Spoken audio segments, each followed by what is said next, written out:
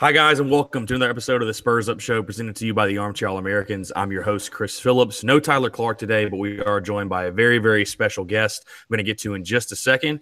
But first, if you're not tuned into the Spurs Up Show yet, not sure what you're doing, the best Gamecock podcast on the internet, be sure to go online, rate, subscribe, share, and download the Spurs Up Show on iTunes, the Stitcher app. Wherever you consume your media, you can find us. Also, we'll be on armchairamericans.com and also on all of our social media handles at Twitter, at ArmchairSCar. That's going to be at ArmchairSCAR. Instagram at ArmchairSCarolina. And like I mentioned, this is a podcast brought to you by the Armchair Americans. So please go to armchairamericans.com for all your localized sports coverage there as well. Like I said, I'm joined by a very special guest today, someone that I know for Gamecock fans especially does not need any type of introduction, but I'm going to try to do my best. He's a two-time national champion for the South Carolina baseball team in 2010 and 2011. Also appeared, of course, in the national championship game in 2012. Overall in his college career, 26-6 record, 1.91 ERA through 354 total innings with 268 strikeouts. Was drafted in the 9th round, 297th overall in the 2012 MLB draft by the Los Angeles Angels. Has kind of jumped around the league, played for Los Angeles, Cleveland, Texas Rangers, Tampa Bay, and San Francisco. Has thrown actually 36 innings at the MLB level and actually just signed a new contract with the Chicago Cubs. Gamecock hero, like I mentioned. So I want to go ahead and introduce Michael Roth. Michael, appreciate you joining the show. Like I mentioned, it's a pleasure to have you on. No, thank you for having me. Absolutely. So kind of want to jump right into it as far as your Gamecock career and kind of what led you to South Carolina. So I think you had a pretty interesting recruitment out of high school, recruited as both a first baseman and a pitcher, I believe. Talk about kind of your recruitment, why you chose South Carolina, and, were you planning on being primarily a fielder or pitcher? Was it kind of a two-way type thing? So my first interaction with South Carolina was after my sophomore year in high school. I was playing at the Sarge Fry in the summer with my my travel team, and at the end of the game, I think it was like a Sunday, late Sunday, and at the end of the game, all of us were like planning on going to eat somewhere, and the coach came up to me and was like, "Hey, Coach Tanner wants to speak with you. You got a minute?" I was like, "Yeah, sure."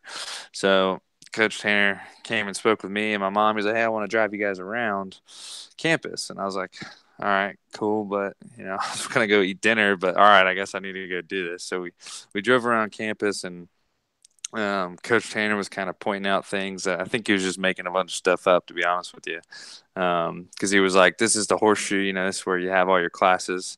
I don't think I had a single class at the Horseshoe. And so we go to the Roundhouse, which is obviously no longer there, and that's when he like presented the offer to me, and he was like, I know you still have a lot of time, and like technically I couldn't talk to schools unless I was on their campus. So like my official recruitment time wasn't open yet.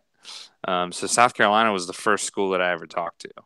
And then, a few months go by and I hadn't committed or anything. And once like it officially opened, I forget what that date was, I had some contact from North Carolina, because that was when Coach Holbrook was still there. I talked with, of course, Clemson, and I think it came down to it was down in like November. I went on a visit to Clemson, and then the next week I went on a visit to Carolina. And when I was in Columbia, it just felt like home. It felt like the right place to be. I really enjoyed the coaches, and at the time that was Coach Calvi. What's his name? Who's at Clemson now? I just blanked. Oh, Monty Lee was there. Yeah, Lee. Yeah. And Coach Toman was still there. Toman was there too. Yeah, I forgot about that. So, it was a little bit different staff that I ended up having, really. But, it just felt like the right place to be. And all of that to say, I was recruited mostly as a first baseman. The pitch was really that Smoke was going to leave, was going to get drafted in 2008, and he was going to go pro. And it was basically, that was a good opportunity for me to come in to South Carolina and win the starting spot as a first baseman. And we obviously all know how that went. So it was an interesting recruitment, and I do remember, and the way I got to pitch there was I always pitched in high school, but it was um, I enjoyed it, but I always loved to hit, and I was throwing in a game. I think it was kind of the similar thing at Sarge Fry, and Coach Calvi had watched me pitch, and at the end of the game, he was like, "Hey, I know you don't want to come here and pitch." He's like, "But we could really use you just in case we need you." He's like, "So I just want you to throw just some bullpens and stay ready." Um, and so that was kind of how he got me to throw. And when I showed up in the fall, I was kind of doing the two-way deal, but mostly focusing on playing first base. And then at the end of the fall, I was so bad at the plate that my only way to get on the field was to throw strikes. Absolutely. So kind of fell into the relief role there, kind of a lefty specialist, if you will. I want to go back because you talked a lot about Coach Tanner. Obviously, we all know the legend he is at South Carolina. Talk about playing for Coach Tanner, kind of what it was like. I've talked with a couple of guys that played from the past. They all have very interesting gleaming reviews of him, obviously, but it's really really interesting. Just talk about kind of your experience under Coach Tanner. What he means to you. Coach Tanner is one of those guys where when you're playing for him, sometimes you hate him, but at the end of it, you appreciate him. When I was there, I had a ton of respect for him all the time, but he could be he was tough. He was always trying to make you better, and sometimes that was annoying. Sometimes that was frustrating. And he would one thing that I would say as a credit to him is he knows how to get people. He knows how to push people the right way, and he doesn't do it. He does. He didn't do it the same. He didn't push my buttons the same way that he did Jackie or Adam Matthews. Um, he had his unique style, and he knew guys that he needed to wrap his arm around, and he knew guys that he had to chew into. Um, so I had a ton of respect for him when I was playing for him, and even still. But sometimes, he was a pain as well. But it was funny when we were coming up when I was coming up through the program. We would always interact with guys that were older than us, and they'd be like, "Man, you guys have it easy. Coach Tanner used to really get on us, and now he kind of lets you do what you want." And I was just I didn't necessarily know if that were true, but I would just the way that I saw Coach Tanner morph over my 4 years. I think it was definitely how he not necessarily relaxed, because he was always intense and wanted to win, and he was always like ready to fight somebody when he was in that dugout. But I think he understood how to let people be themselves.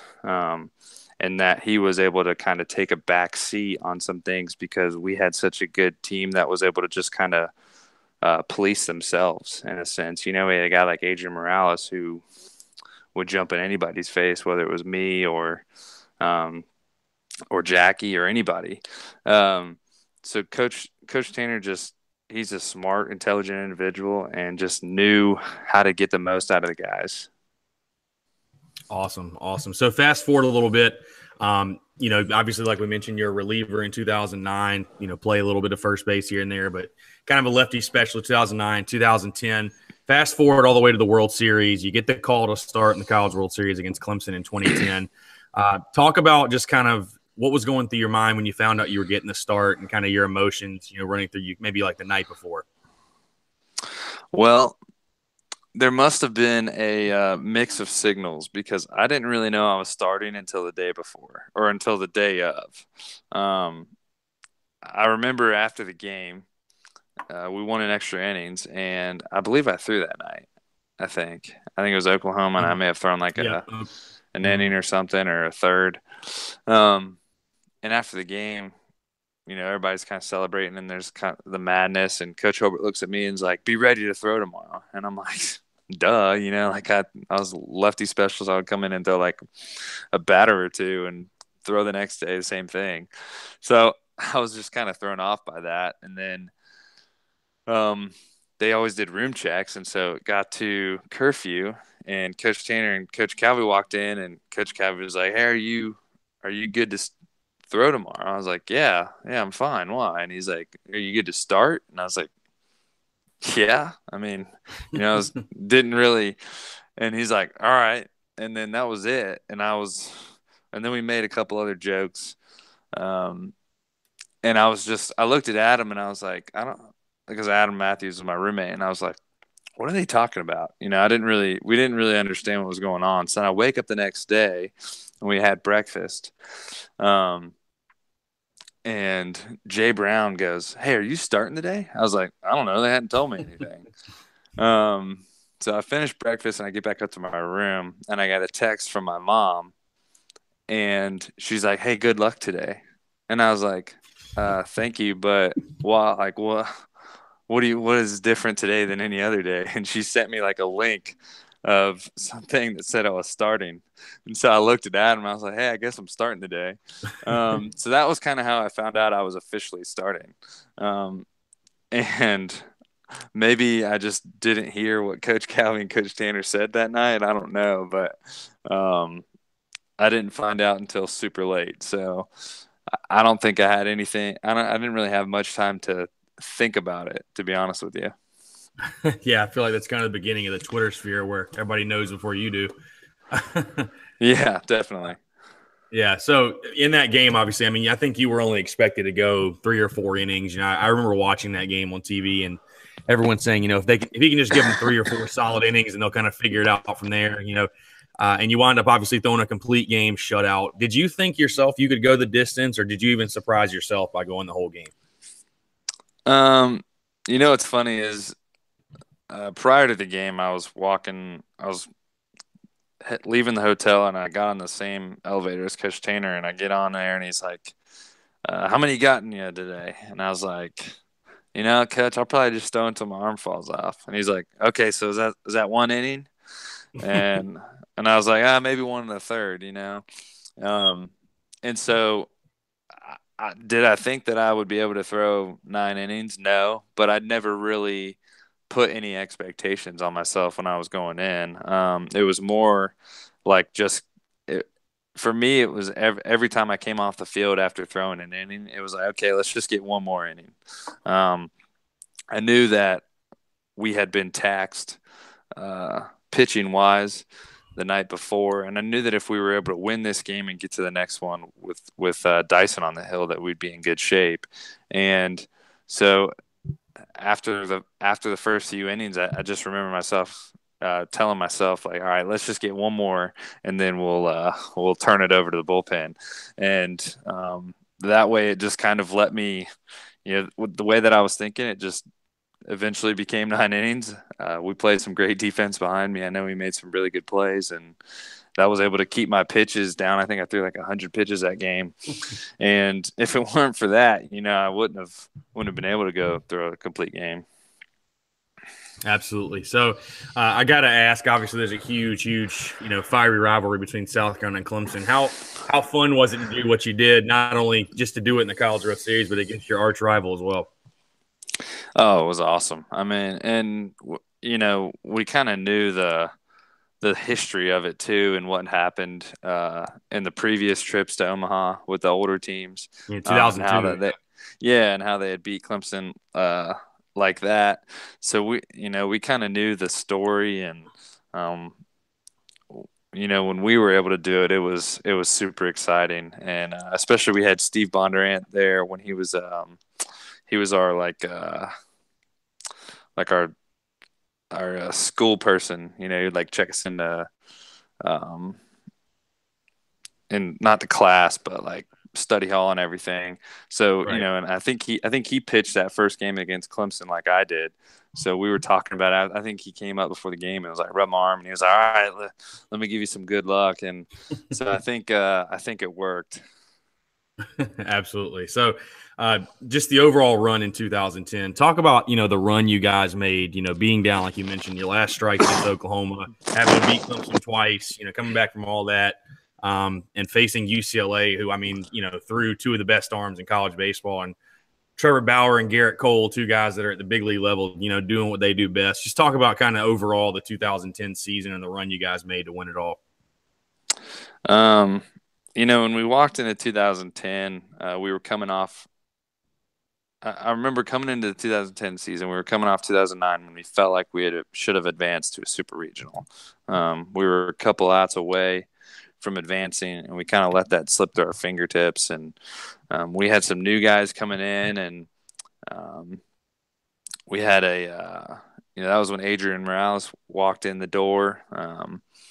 And so we felt like we had a pretty good team, and we went through that year, and we played some good series, and I just don't think we knew how good we were until we got to the playoffs. And even then, I think we still didn't understand how tough we were as a team, like how good we could pitch, and just the quality of players that we had. But I remember when we got to Omaha, we lost that very first game, and Adam and I didn't even unpack our bags because we were like, oh, well, at least we made it here. And then we went on and we beat Arizona, and then we just kept winning. And I think at the end of the year, we were able to look back and be like, man, we had a pretty good squad, and some, we had a team that just knew how to win and knew how to compete. But it was a special run, doing what we were able to do out of the losers bracket. We lost the first one and didn't look back. We put, what is that, 6-7 wins together, I guess, maybe. I can't remember. And to win a championship, and you're right, we did it against a bunch of quality arms. But the thing is too is like you can't overlook some of the players that we had on our team. Whit doing what he's done in the big leagues the last 2 years, Jackie Bradley, Sam Dyson. I mean, we had some really good guys. We had some guys that are doing it in the pro levels, and we have some guys that were just exceptional college baseball players. Yeah, absolutely. Those teams were stacked for sure. I was thinking just of 2010, you had Christian Walker as a freshman. I think Jackie Bradley was new to the squad, and just guys like that. I know for sure that team was stacked. Fast forwarding to 2011, you guys went back to back. It kind of leads me into this question, which was 2011 for you guys more of a, because you said, you didn't really realize how good you were, a bunch of young guys just kind of going out there playing ball every day, just, let the chips fall where they may and see what happens. In 2011, did you guys kind of fully expect, like, hey, we're expecting to get back to Omaha and win it all again? Were you guys kind of more self-aware, like, hey, we know how good we are and we expect to, get back to Omaha and win it all? Or what was that like coming back in 2011? I would say our expectations were high, but we didn't necessarily mention, winning a national championship again.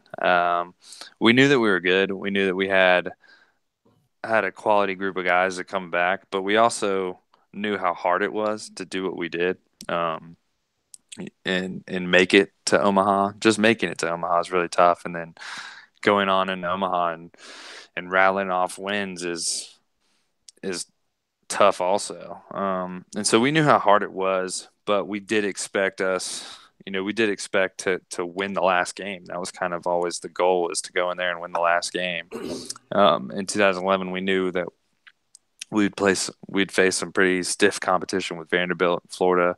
Florida was kind of always our in-conference rival with the guys that they had down there.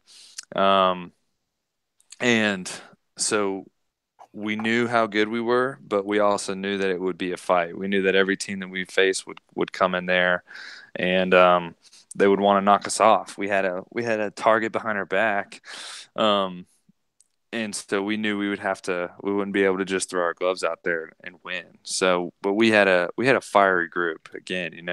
A bunch of those guys, all the guys on those teams were, they were scrappers, like they had to scrap and fight and compete and never give up. And that was kind of the trademark for those two teams. Absolutely. So talking about for you personally in 2011, obviously the Clemson game in 2010 sort of vaunted you into a starting role.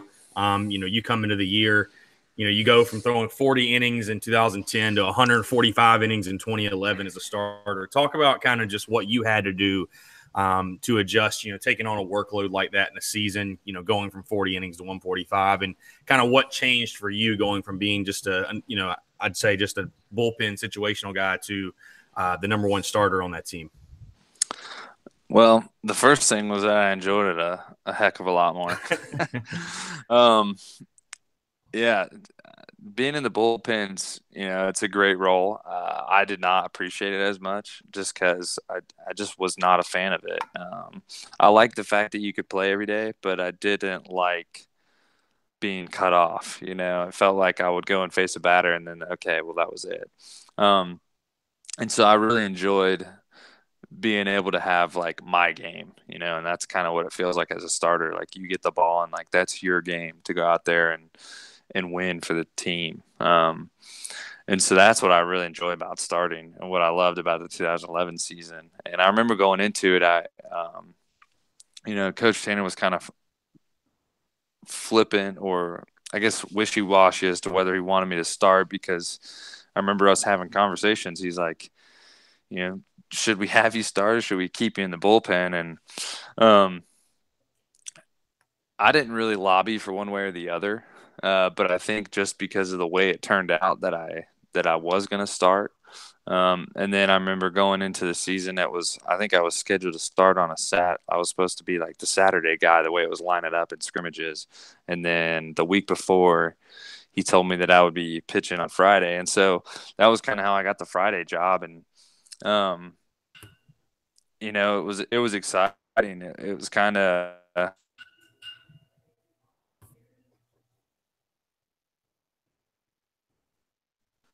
right. Can you hear me? Yep, I got you back now. Okay. Sorry. No, you're good. So that kind of vaulted me into like a more of a leadership position, and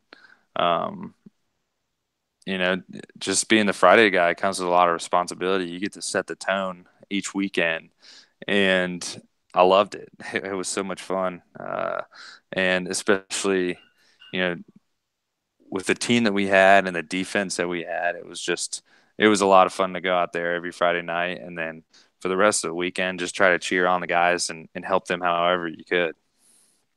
Absolutely. Yeah, I definitely agree. It's one of the biggest things I'd say, probably from what you did going to the pen to that Friday night role, is just definitely the mental approach. And you definitely did a great job with that, obviously. Talking about 2011, obviously went back to back, but the one thing I want to highlight, you guys set the record for most consecutive NCAA tournament wins with 22, most consecutive wins in the College World Series with 12.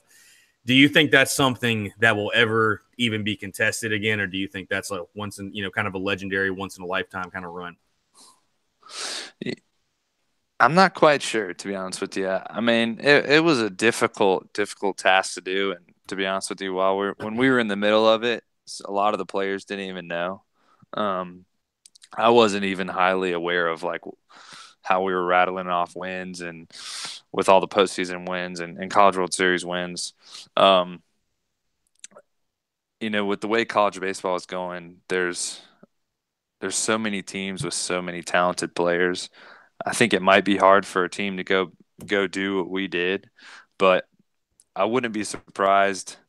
At the same time, I wouldn't be surprised if there's a team that just gets hot like we did, and they find a core group of guys. There's those 10 to 15 guys that they're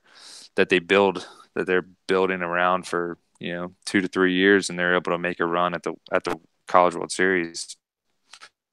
Why that's if that's the case. Absolutely. And you talked about, being a part of those teams, obviously, and what made them so special, that win anyway kind of attitude. I remember you guys were, very adamant about that. Carolina baseball, just win anyway. Talk about sort of how you guys carried that. And I think it was both 2010, 2011 into 2012. I think that was just sort of Carolina baseball's mantra. Talk about what made that so special, kind of how that came about, and, what that meant to you guys. Well, first I'd say a culture within an organization is created by its leader. And so, obviously the first praise goes to Coach Tanner and just the culture he was able to kind of cultivate in that program throughout his throughout all of his years. We knew that there was a lot of history in the South Carolina program, and Coach Tanner definitely put his mark on it. And when we were there, in the fall, one of the things that we always talked about from my freshman year on was being tougher than the other team, and just being competitive. And one thing Coach Tanner always harped about in the fall and beyond was just competing. That was something he always brought up, was compete. When he would cheer you on and yell, he would say, hey, compete out there or something. And so, and I think if you look at that term, it's just that, like, go out there and bust your ass and try to do everything that you need to do in order to be successful out on the field, whether it's at an individual at bat or throwing a pitch. And so Coach Tanner kind of drove that into us. And when when things became tough, when you're in a tight situation, we always knew how to get out of that. And that was really to just be mentally tough and compete. And then, with 2010, well, the other good thing about the team was we had, we had some pause. Let me go back. The other thing about Coach Tanner is that, he didn't make us, it wasn't all about baseball. We had to do some mandatory community service. And that was really just, I think, to help us gain perspective. When you're in college, you kind of live inside of a bubble, where you can. And doing that community service really helped us just gain perspective and meet people that maybe we wouldn't otherwise meet, and come into contact with individuals that we wouldn't otherwise come into contact with. And one of those was Baylor Teal. And we met him in the middle of that 2010 season, and then he passed away in the middle of the College World Series in 2010 during that Oklahoma game. And so seeing like the fight of a little kid battling cancer, and seeing some of the other things that that we would go to the Children's Hospital for, that's kind of the fight and the competitiveness that we wanted to bring on the field. And so having Coach Tanner instill that in us, and then having the type of players that we had that really grabbed a hold of that and held each other accountable, is what created that win anyway culture that we were able to bring for the remainder of my years there. Absolutely. I definitely remember that with Baylor Teal. Absolutely awesome story. Just kind of, obviously what he meant to you guys. Moving ahead to the 2011 College World Series, you guys faced the Florida Gators, a team you were obviously extremely familiar with, and what I'd consider a pretty crazy series, especially game one. Talk about, playing Florida. I mean, again, a team you guys were very, very familiar with in the SEC East. What was that kind of like? I mean, facing up with them again after you'd already matched up with them in the regular season. I think that was even the first game in the finals was our second game playing them in Omaha, maybe. Yeah, it was. I think you're right. Yeah, I think you're right. So I think we knew each other really well. And I think Forrest started that game, right? In 2011. Did, yeah. So we knew it was going to be tough. We knew how good Florida was. We knew that on paper, according to everyone else, that we probably were supposed to lose. But again, we kind of knew how good we were. We knew that we were, we felt like if we could get that game into a situation that benefited us, that we'd be able to win. And there were parts in that game, when Jake Williams made that throw to nail the guy at home, we were all going crazy. And I think, I forget who I looked at, but I looked at somebody and I was like, we're not going to lose this game, especially Jake. And I love Jake, and he would agree with this, but he did not have the best arm. And for him to make that throw was nothing short of a miracle. And then, what we dealt with bases loaded and everything in that game. I mean, we just had so many things going for us in that in that very first game. And heck, even in the game when we played Virginia, when we Yeah, played, I remember the Virginia one. I mean, even that game, that's the game that got us to the finals. Even that game, we had so many things go our way, and I wouldn't say it was just lucky bounces because we kind of forced some of that, but we definitely had some luck on our side, and part of that was just because of we kind of willed that our way. We went up there and we grinded out at bats. We played incredible defense, and when you have a guy like Scott Wingo at second base, you can always turn a double play as long as there's someone to turn a double play with. He just has that ability. And when we made some of those plays in the Florida game, we felt like we weren't going to lose. Yeah, absolutely. I want to get to a couple of things you had mentioned because, like I mentioned, we had Forrest Kumas on the show last summer. He kind of echoed some of the same things you said, but, you talked about Scott Wingo, and I was actually going to bring up, the bases loaded jams and just some of the plays in that game. One I remember very clearly, the double play. I mean, is he the best defensive glove you've ever played with? Because, some of the plays he'd make was like wizardry out there. Well, I would say I've played with some really good guys in professional baseball, and I can't say that Scott's better than them, but I would say Scott's probably one of the best at fielding his position. I played with Scott in high school, and he was he was incredible. He played short, and that was something that he honed his skill and his craft of fielding a baseball, no matter where he was. And so that was his thing, and in 2011 he had a heck of a series too. I think did he win the most valuable I think he player did that win year? the MVP.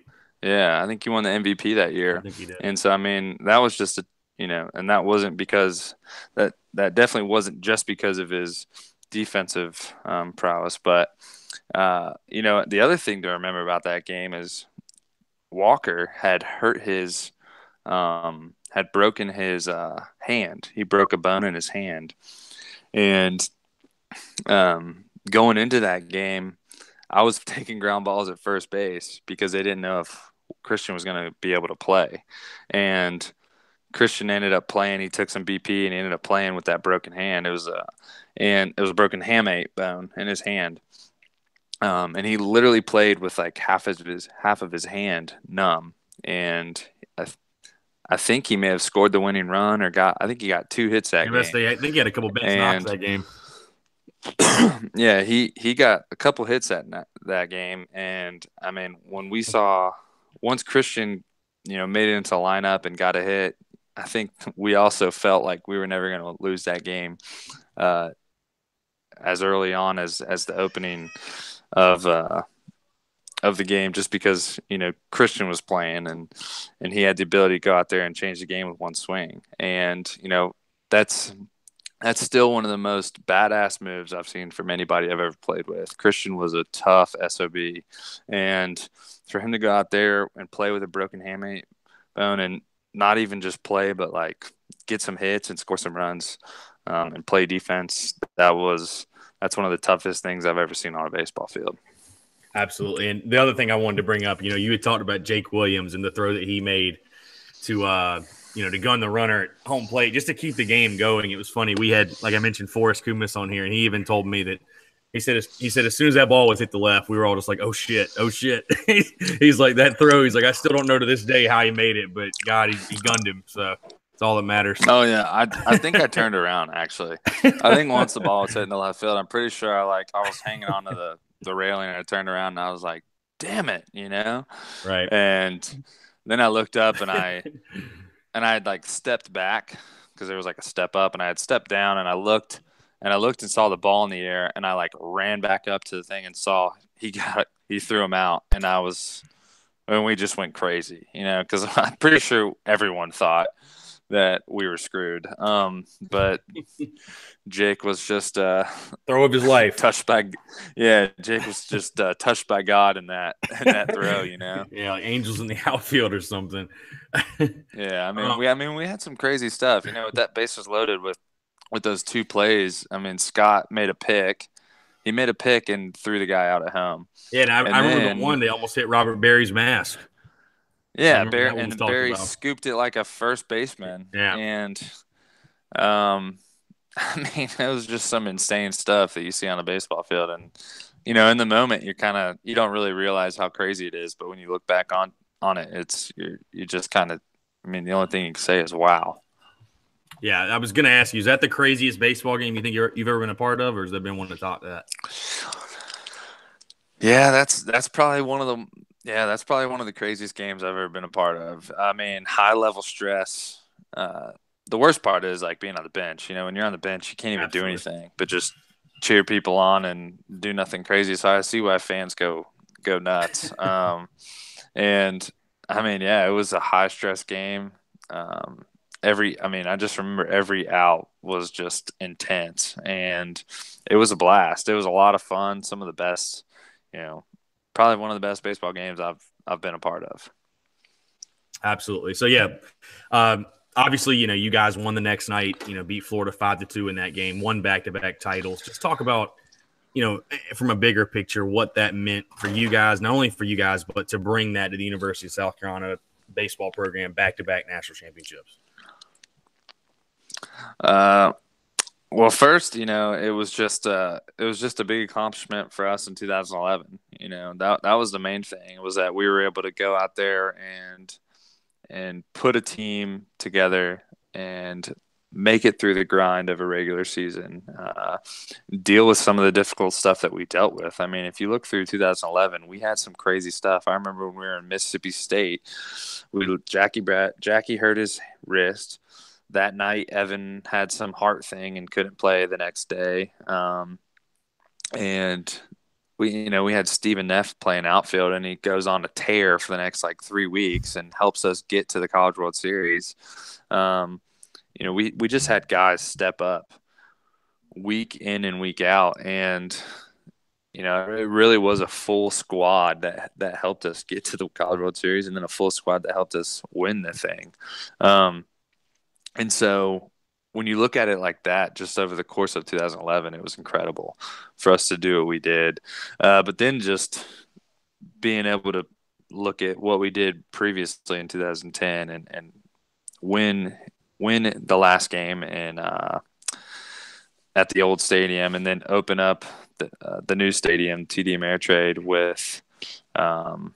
with a championship was, that was kind of what we wanted to do. I remember when after 2010, we drove by the new park that was being built, and Coach Tanner had mentioned, he said, "Hey guys, don't you want to come in here in this new park next year and win one?" And that was kind of all he said in 2010, and we were able to do it. And so it was a ton of fun. And obviously for the fans that have supported us all those years, for Gamecock fans who maybe thought they would never see a national championship, much less two, it became, it felt like a great time to be a Gamecock. And, we were just able to it was special for all 35 guys and, that coaching staff. And it was a lot of fun. Absolutely. So, I want to ask you this. I feel like I kind of know what you're going to say, but what would you say the better team is, 2010 or 2011? Man, I don't know. That's really hard. Maybe 2011, just because we knew how good we were. I don't really know. That'd be super tough to say. And everybody always asks me, which is the best, which national championship do I like more? And that's another hard thing to say. It's each one has its own memories. In 2010 it was so fresh and such a surprise, and in 2011 it was it was just such a triumph through what we had been through the whole year. And so each one had their own feelings. It didn't feel like deja vu. It felt like a completely new moment. And so it was, each one was super special to me. And I'm sure everybody else would say the same. Yeah, absolutely. I mean, I don't know how I forgot to bring it up, but 2010 with the Whit Merrifield, obviously with the walk-off. I mean, that was, I know for Gamecock fans, I was watching. That was incredible. I mean, that was absolutely an incredible game. In 2011, obviously had its drama too. So, like you said, I mean, yeah.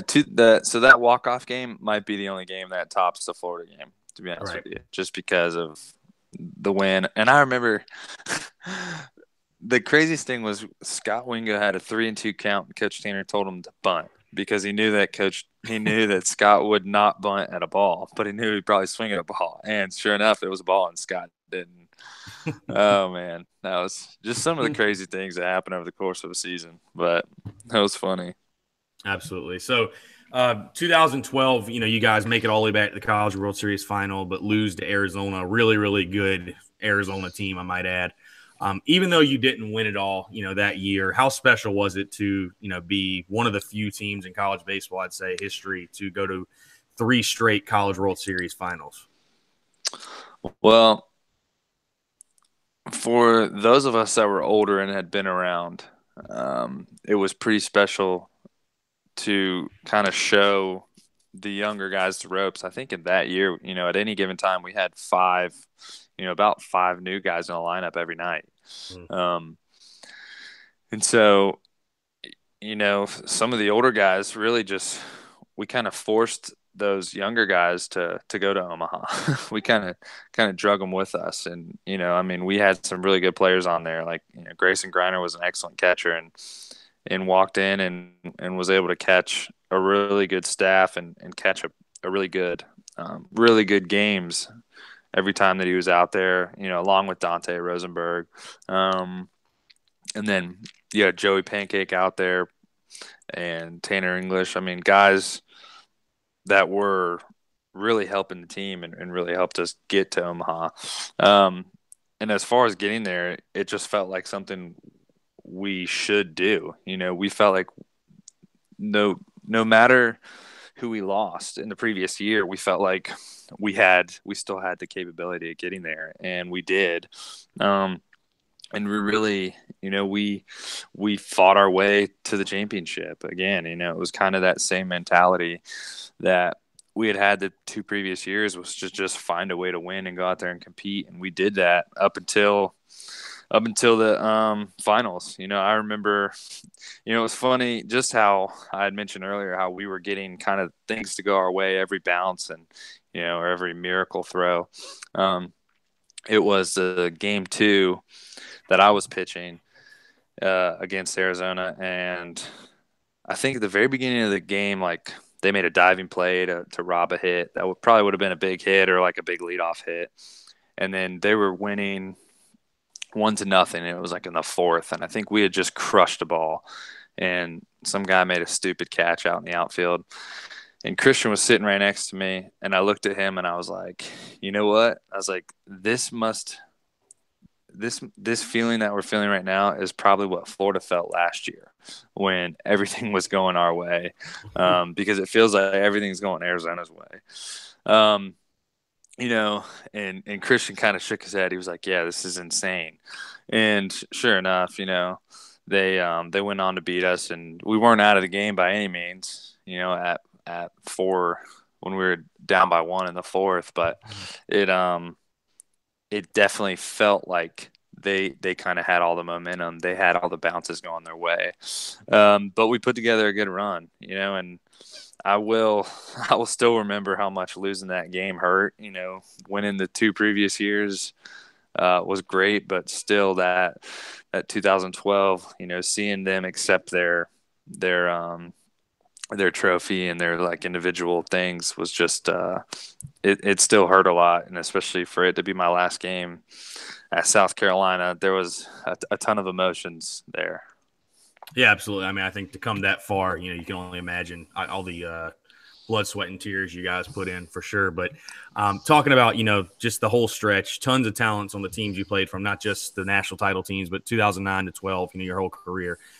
Who would you say, in your opinion, is the best overall player that you ever played with at South Carolina?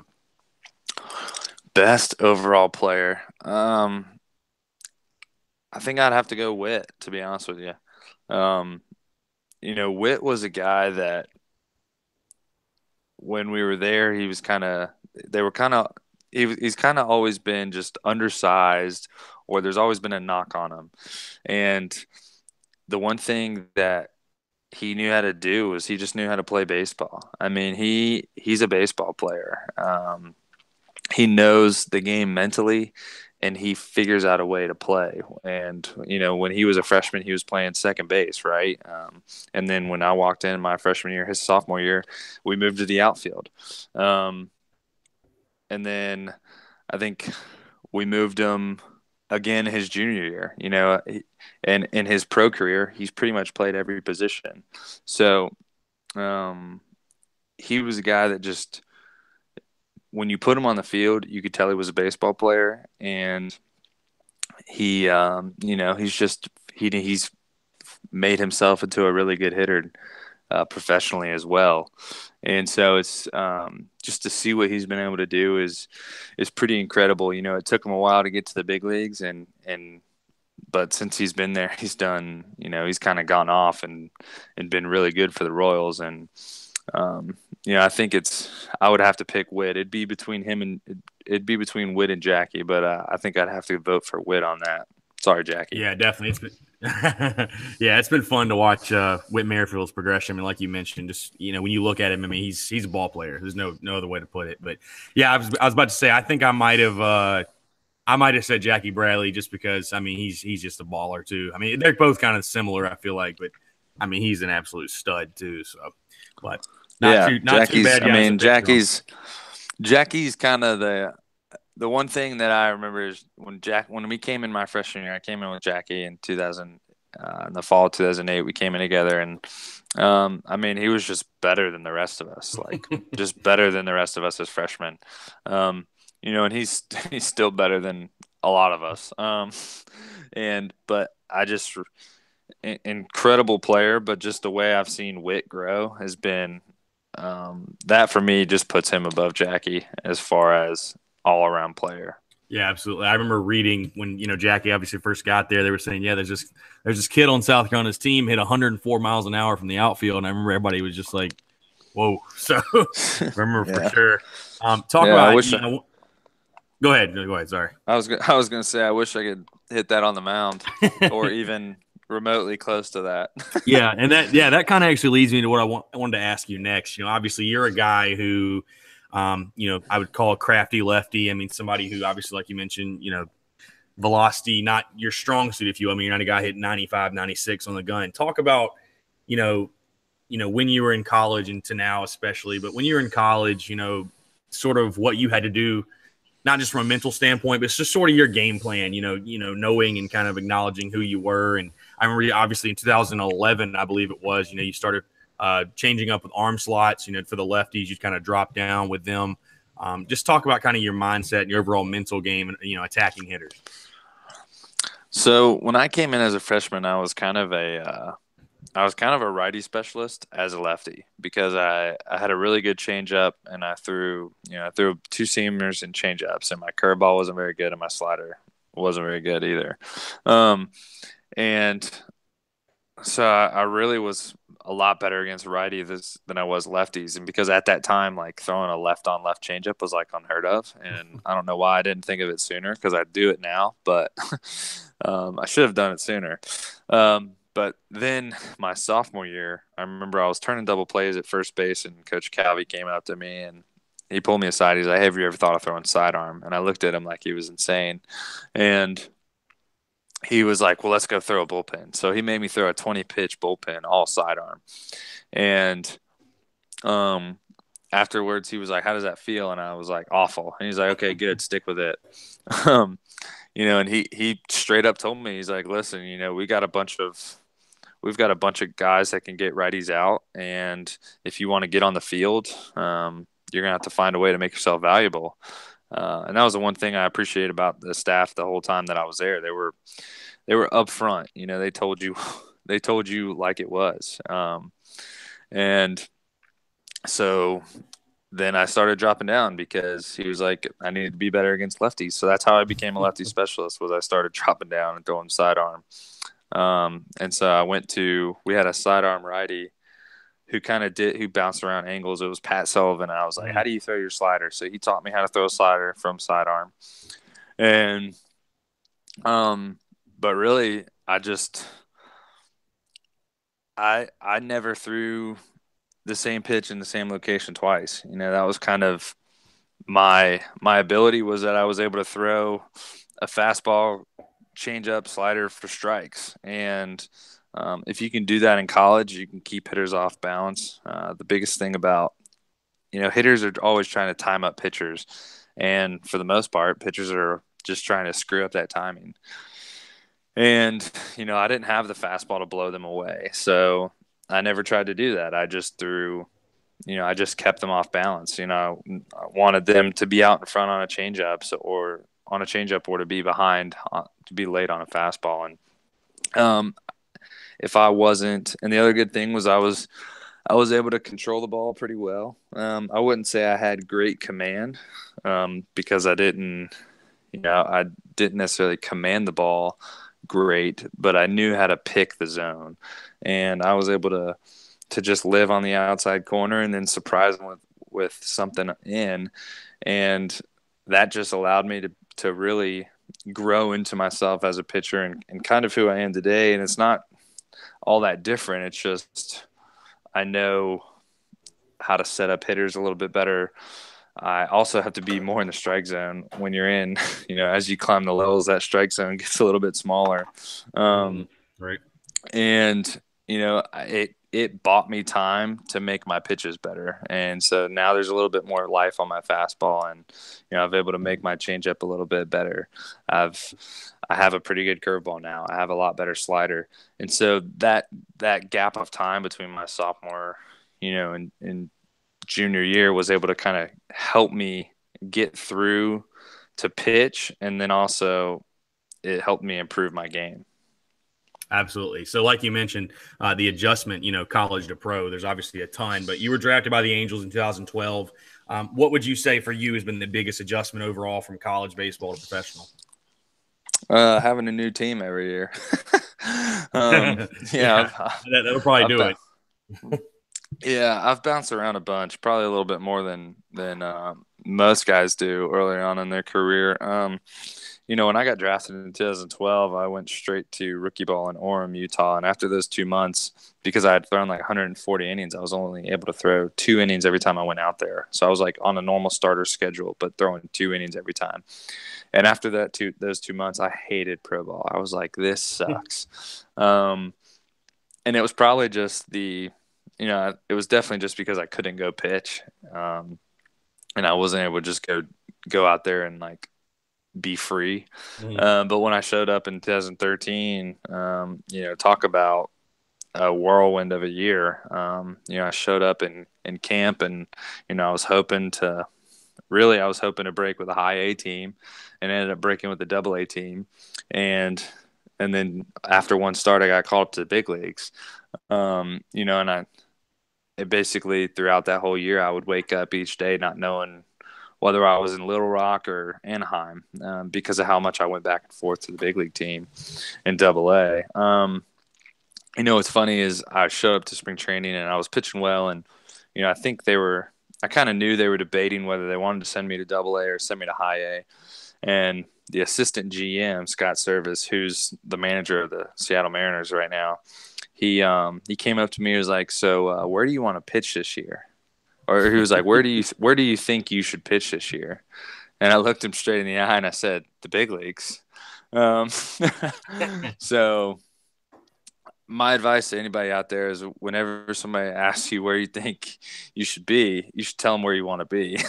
Because for me, it worked. I don't know if it'll work for you, but it worked for me.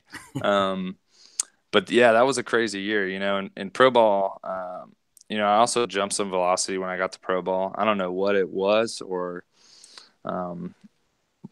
what happened, but velocity is it's like a fickle thing. My first year in pro ball, I was 88 to I hit like 92 a couple times, which was unheard of. I didn't even sniff that in college.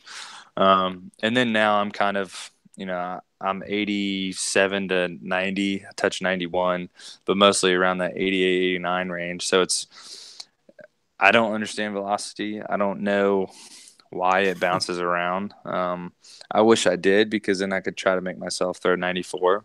But again, I'm not that guy. So, um, pro ball has been a blast. I've gone to places that I never would have thought that I've been playing baseball. I've played baseball in Germany, played baseball in the Dominican Republic. And hopefully there's some other opportunities out there that I wouldn't think that I would have done. But professional baseball has been a lot of fun, and I'm just super thankful to still be able to do it. And I'm 6 years removed from college, which is kind of crazy to think about. Absolutely. I'll ask this simply put: how awesome is it pitching, in a big league park when you get that call? Maybe the first time you get that call, you're getting the call to the big leagues. How awesome was that for you? It's pretty awesome. I remember, my first time out, when I made my debut, that was such a crazy day, especially because it was my first full season in professional baseball. I didn't really know what was going on. And, I walked in the clubhouse, and I ended up throwing 2 innings against the Houston Astros, and I got the win because Pujols hit a walk-off double. And I was out there celebrating with a bunch of guys, and they didn't even know who the hell I was. But I'll never forget that moment. I was sitting, and they gave me like a beer Gatorade shower after the game for my first win, and I did all the media stuff, and I just remember I didn't want to leave that locker room that night because of how just awesome a moment. I had realized a dream that I'd always had. And each moment that I've get to pitch and each debut that I've made every season has been pretty special. Even if it hasn't gone my way, like in 2016, I pitched against the Red Sox and got blasted. And even still, that was awesome to be able to pitch at Fenway. I'd love to be able to get a shot to pitch in the big leagues this year.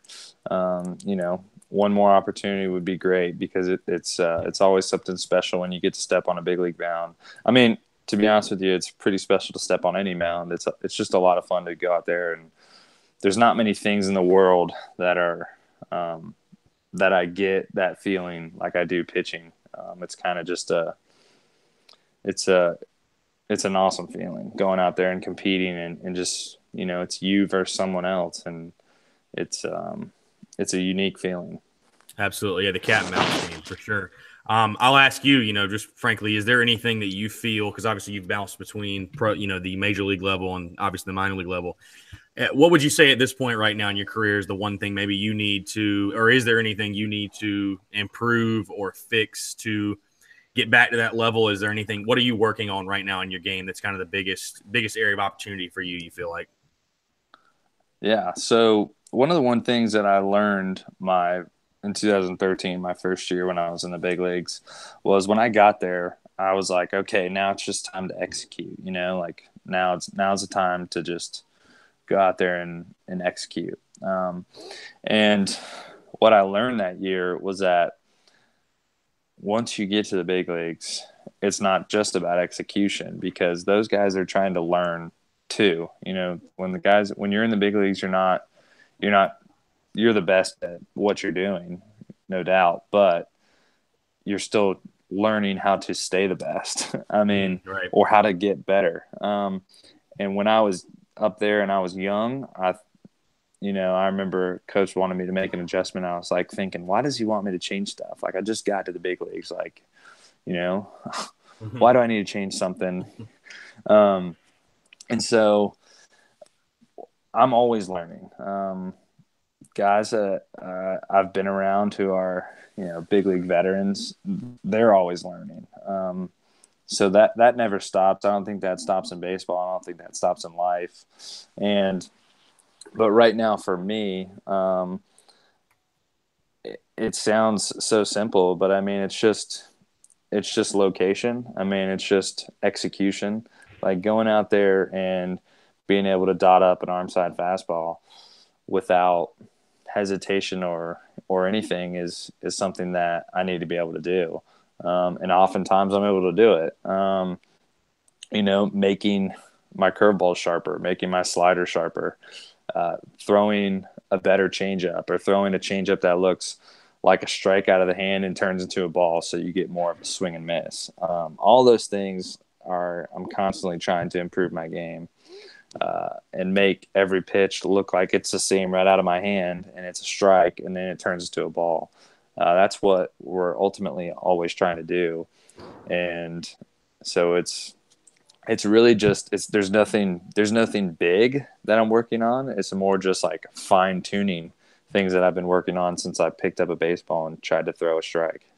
Absolutely. Yeah, absolutely. It makes perfect sense. What's been your favorite organization? Obviously, you've been with a ton. What's been your favorite organization you've been with? I really enjoyed my time with Texas. Each one has been pretty cool. When I was with the Angels, obviously they gave me the opportunity to play professional baseball. They introduced me to the big leagues. That was pretty special. And then my time with the Indians was really cool. I met a lot of good guys, and I had a great start to the year, and then kind of fell off near the end. Texas was a ton of fun. I just really liked the way they handled things. We had a great AAA staff when I was there. I was in Round Rock in 2016. That was just a great group. And then last year I was with the Giants and the Rays, and it was such a short stint that I probably didn't get the whole feel, for either of them. And then this year here with the Cubs, I'm a week and a half in, so I can't really talk too much about it. But they seem like a great organization as well, and obviously a ton of history. So I've really enjoyed my time with all of them. But Texas was a lot of fun being in Round Rock, right outside of Austin. So, yeah, no, absolutely. So, one thing I want to touch on, you're really adamant about, I remember when you were in college, and, definitely now, you're a really big advocate on your life being bigger than baseball. I think your Twitter bio is something like, baseball is what I do, not who I am. Talk about, what your life is like outside of baseball, what your biggest interests are, and kind of what that slogan, or what that, obviously what your Twitter bio kind of means to you overall. Yeah, of course. That's a constant fight, not identifying yourself as what you do. I don't think that's just in my realm as an athlete. I think that's probably in everybody's. I think as men, we tend to identify ourselves a lot with our careers, and like, the first question everybody asks you, really, it's like you tell them your name and then they ask you what you do. So that's almost like an identifier for us and our culture. So that's something that, when I was younger, I recognized that I would need to fight. And so far I'm fighting the good fight. There's definitely times when, I've kind of gotten lost. I don't see that perspective. And so my life outside of baseball, really, it's just recognizing that I'm not just a baseball player, that my value isn't held in baseball. Really, it's just that my value is held in that I'm a son of God, made in God's image. And so that gives me, that's my identification, is that is the Lord, that I'm a son of God, and that I'm made in His image, and all the characteristics that He's given me, and that speaks value into me, not the baseball career, and that's something that's difficult.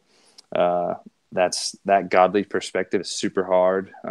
That's why you just kind of have to realign your thoughts almost daily, maybe even a little bit more than that, like every minute.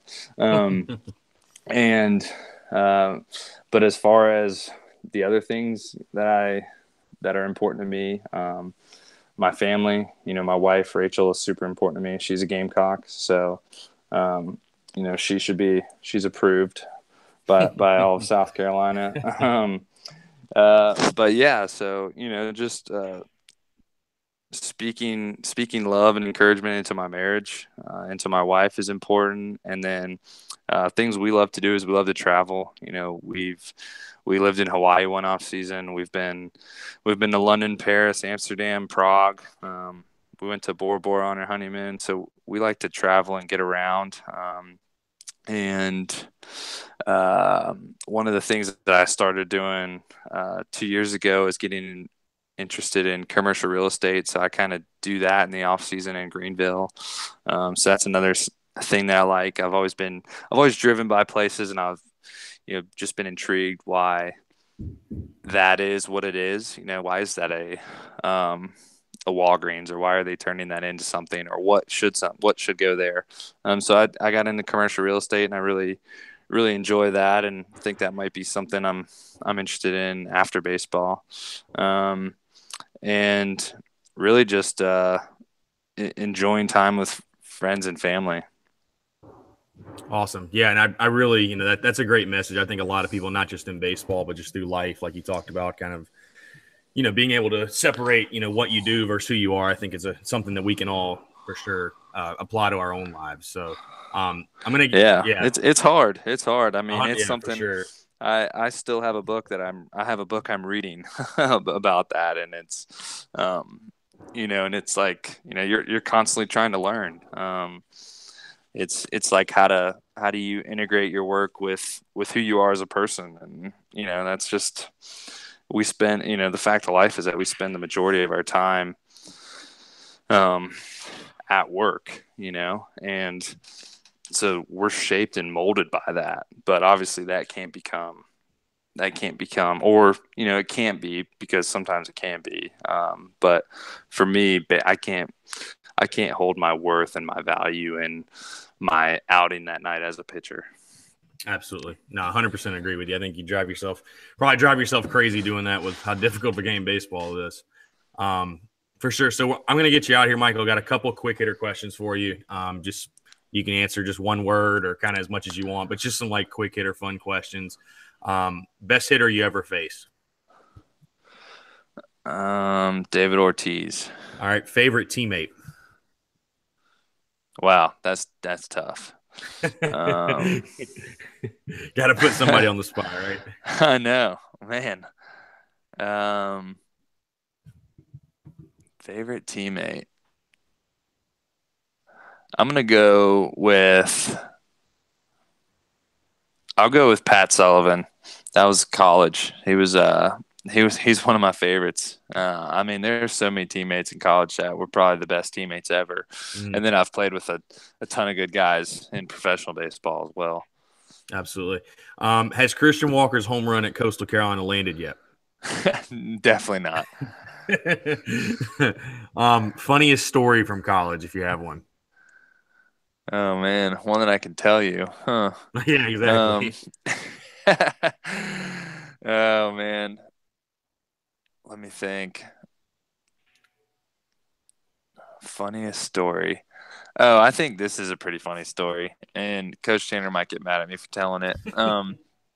But we had a snow day in 2012, or was it 12? Maybe it was 11. I don't know, but it snowed a ton, and it was the first day back to school, and like they had canceled class, and Coach Tanner sent out a text that was like, if you don't feel comfortable, like, no official practice, but we're doing this from this time, but if you don't feel comfortable, then don't come in.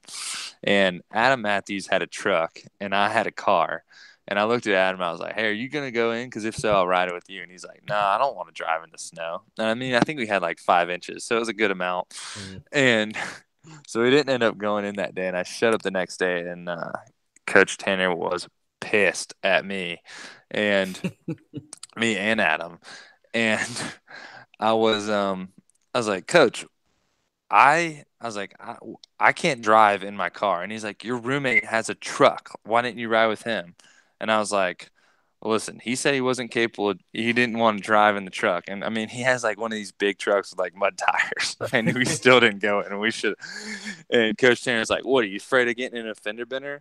And Adam and I look at each other. And I remember we looked at Coach Tanner. We're like, listen, Coach, you make enough money, and if you get a fender bender, you can pay for it, but we don't. And he got so pissed at us that we didn't show up. But that's I think we almost missed 2 days because of it. But Coach Tanner was hot because we didn't drive in with Adam's mud tires on his truck. That's awesome. I'm not sure if you drink, but if you do, favorite beer. Favorite beer. I'm a big Belgian style beer guy, so not like Stella, but more like the Tripels and the stuff like the Trappist kind. So I would say like Chimay is probably some of my favorite. Birds Fly South in Greenville has a really good beer that's like a Belgian style beer that I like called Year End. But I like the Belgians. Those are kind of my favorite style beers.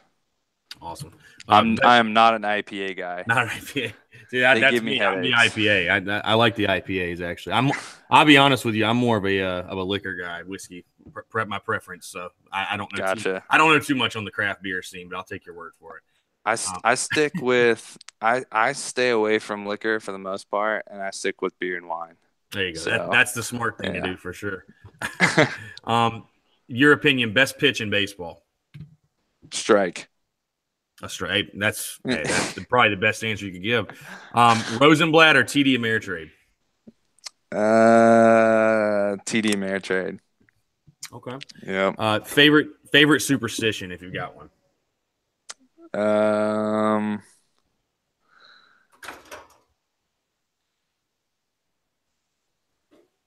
Just make sure you should put some baby powder on before you go play. That's probably my favorite one. Oh my God, that's awesome. Yeah. All right, pants up or pants down? Pants down. Pants down.